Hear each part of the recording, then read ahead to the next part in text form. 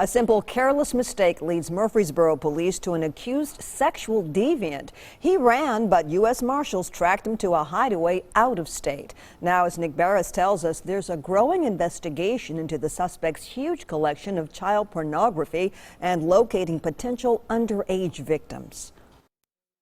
The suspect lived right here for nearly 3 years before his arrest. Now detectives want to know the scope of what was going on behind this blanketed window. They want to know why this man, 49-year-old Sean Costales, was allegedly in possession of so much child pornography that police say they found on his cell phone. We learned that there were over 100 images and videos, possibly, of children ranging from toddlers to preteen. To hear that, I was pretty shocked, I gotta say. You know, I was dumbfounded. I couldn't believe it. Larry Putman lived next door to Costales. He says Costales, who worked as a truck driver, made a mistake which led police right to his doorstep. He accidentally left his cell phone in the work truck, in the semi-truck, and his tag team partner obviously found it, turned it into the office. The manager alerted police, who contacted Costales just after July 4th.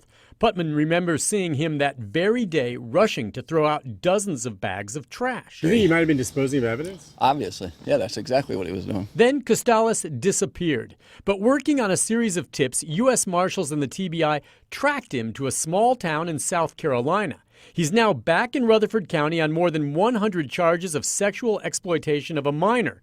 But Sergeant Kyle Evans says the case is not closed. Anytime that you're engaged in this much, it's entirely possible that you're engaged in the production or sale and transfer of these illegal images. So the investigation does remain still open, and part of what they're going to be looking at now is whether or not any of the child pornography recovered was actually produced here in this trailer. In Murfreesboro, Nick Barris, News Channel 5.